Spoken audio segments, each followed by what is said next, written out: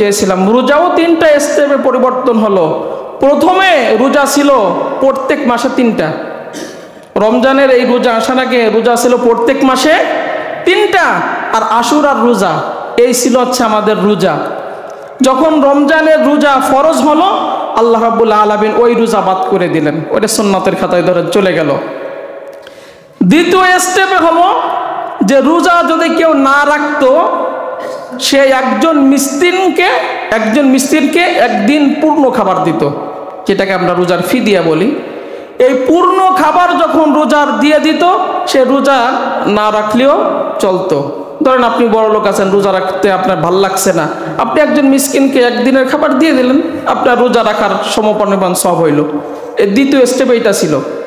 তৃতীয় স্টেপে আল্লাহ রাব্বুল আলামিন সূরাতুল বাকারার 185 নম্বর আয়াত করে বললেন, ফামান শাহিদা মিনকুমুশ শাহরা ফালইয়াসুম, যে ব্যক্তি এই রমজান মাসে সাক্ষাৎ পাবে, অবশ্যই তার যদি কোনো ওজর না থাকে, অবশ্যই তার রোজা রাখতে হবে, অবশ্যই রোজা রাখতে হবে, রোজা ছাড়া যাবে না।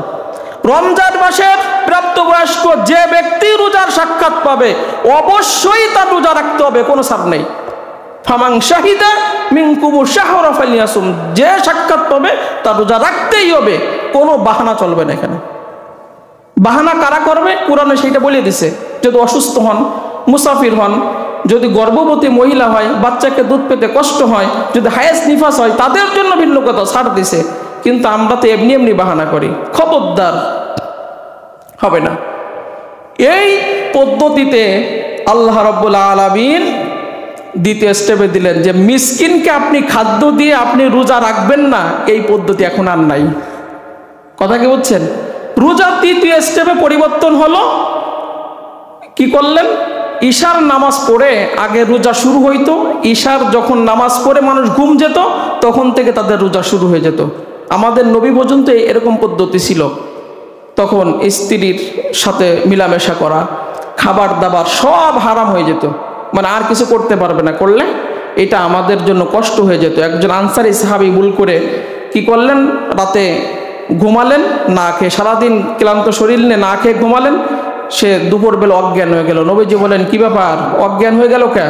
বল, সারাদিন ক্লান্ত শরীর নিয়ে ঘুমাইছে, রাতে খাবার খেতে মনে নাই, কিন্তু এখন তো রোজার মাস, এখন তো আর কিছু খেতে পারছে না। এই জন্য আল্লাহ রাব্বুল আলামিন এই উম্মতে মুহাম্মাদির যাতে কষ্ট না হয়, আল্লাহ রাব্বুল আলামিন বলেন, নবী আপনার উম্মতের জন্য আমি সহজ করে দিলাম, এখন থেকে সুবে সাদেক পর্যন্ত সময় সারা রাত তারা খাবে, স্ত্রীর কাছে যাবে, সারা রাত তারা পানাহার করবে, সুবে সাদেক পর্যন্ত শুধু দিনের বেলায় আমার জন্য তারা সময় দিয়ে এই সমস্ত কাজ থেকে বিরত থাকবে, আমি রব্বুল আলামিন পরিপূর্ণ রোজা সব দেব।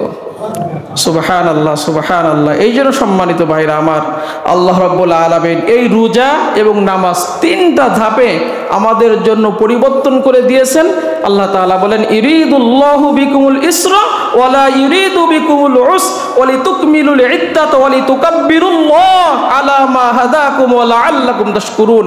আমি রব্বুল আলামিন এই শরীয়ত রোজা তোমাদের জন্য সহজ করে দিয়েছি, যাতে সুন্দরভাবে শান্ত মনে তোমরা এটা যথাযথভাবে পালন করতে পারো, আল্লাহর নামের তাকবীর দিতে পারো, আল্লাহর হুকুম হাকাম যথাযথভাবে পালন করতে পারো।